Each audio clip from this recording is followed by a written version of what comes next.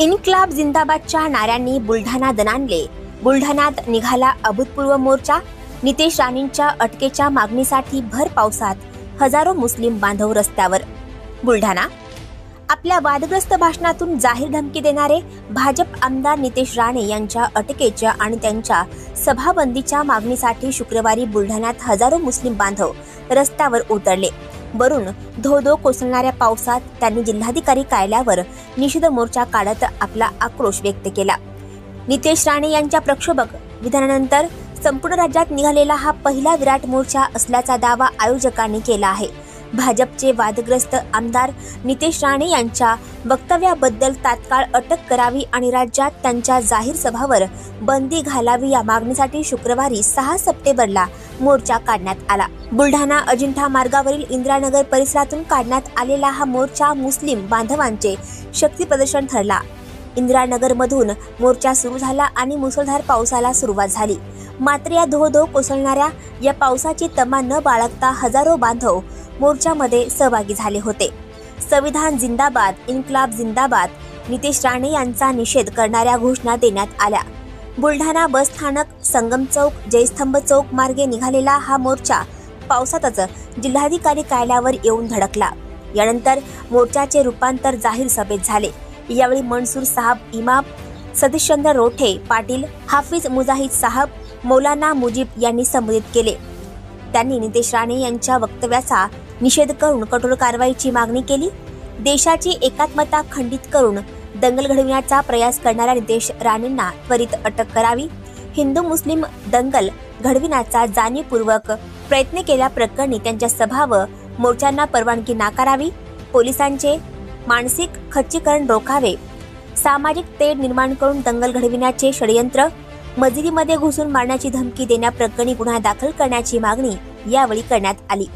मागण्यांची पूर्तता न झाल्यास हिंदू मुस्लिम समाज बांधवांच्या वतीने बुलढाणा जिल्हा बंदची हाक देण्यात येईल असा इशाराही देण्यात आला आहे।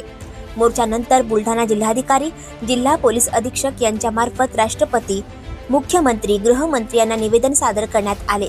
निवेदन देताना रहमत खां, मुफ्ती जमीर साहब, मौलाना समीर साहब, समीर खान, मुफ्ती जमीर सिराजी, काँग्रेसचे जयश्री शेळके, माजी आमदार हर्षवर्धन सपकाळ, मोहम्मद सज्जाद, शेख समीर, जनसेवक मोहम्मद सोफियान, डॉक्टर मोबिन, बबलू कुरेशी, जाकीर कुरेशी, जुनेद डोंगरे, दानिश अजहर, असलम शाह, नदीम शेख, साबिर अली, बिलाल डोंगरे, हरीश रावळ, रिजवान सौदागर आदींची उपस्थिती होती।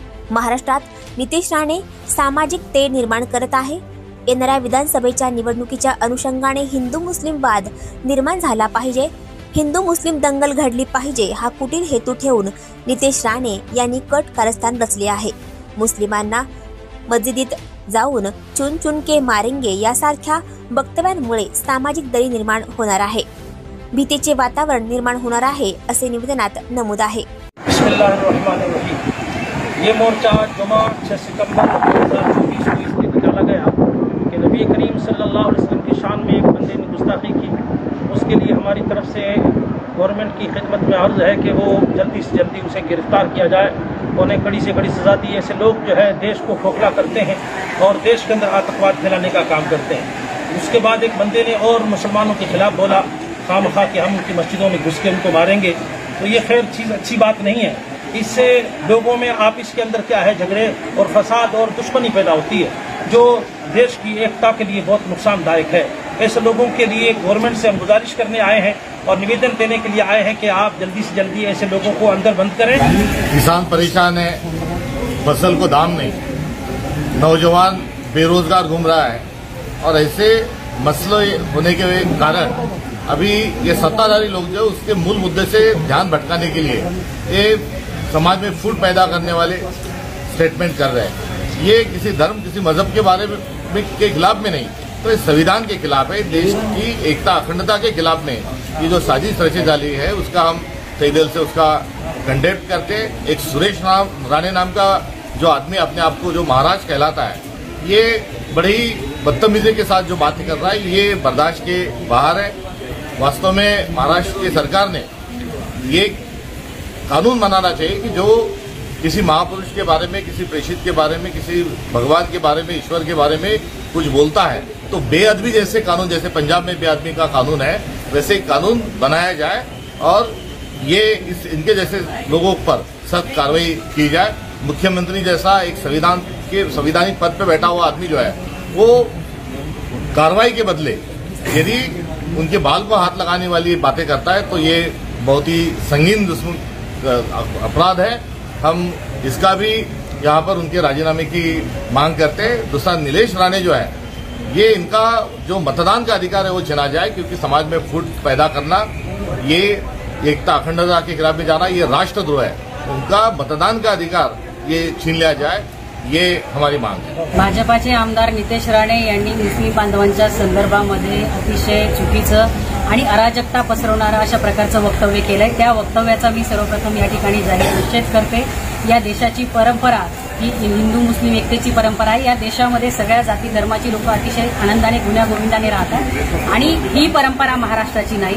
या पद्धतीने वक्तव्य करणं हे अतिशय चुकीचं आहे आणि हे समाज भावना भडकवणारं त्यांचं हे वक्तव्य आहे। त्याच्यामुळे त्यांना तातडीने अटक झाली पाहिजे। त्याचबरोबर राहत इंदोरी साहेब म्हणतात की सभी का खून है शामिल वतन की इस मिट्टी में, किसी के बाप का हिंदुस्तान थोडी आहे। तर हे खरं आहे। या देशामध्ये, या देशाच्या स्वातंत्र्यासाठी सगळ्याच जाती धर्माच्या महापुरुषांनी त्या ठिकाणी महामानवांनी आपलं रक्त सांडलंय। त्यामुळे अशा प्रकारचं वक्तव्य कोणी करू नये आणि मी आमच्या मुस्लिम बांधवांनाही विनंती करेल की या प्रसंगाचं गांभीर्य लक्षात घेऊन आपण सगळ्यांनीही शांतता आणि संयम बाळगावा। आमदार नितेश राणे यांनी मुस्लिमांना मस्जिदमध्ये चून के मारेंगे असं स्टेटमेंट वापरलं, त्यामुळे देशातलं सार्वभौमत्व धोक्यात आलेलं आहे, ही लोकशाही धोक्यात आलेली आहे। नितेश राणेंनी केलेल्या वक्तव्यामुळे तमाम हिंदू मुस्लिम समाजामध्ये असंतोष निर्माण झाला। त्याचं प्रातिनिधिक स्वरूपात महाराष्ट्रातला पहिला मोर्चा आम्ही बुलढाणा शहरामध्ये हिंदू मुस्लिम एकता मंचच्या वतीने काढला। नितेश राणेंना या माध्यमातून आवाहन करतो, जर तू ओरिजिनल नारायण राणेची औलाद असेल तर बुलढाण्यामध्ये मस्जिदीत पाय देऊन टाको, आम्ही तुझं स्वागत करू। आणखी नवनवीन व्हिडिओ पाहण्यासाठी आताच आमच्या स्टार TV 9 चॅनलला सबस्क्राईब करा, लाईक करा, शेअर करा। Bureau report, star TV 9 Buldhana.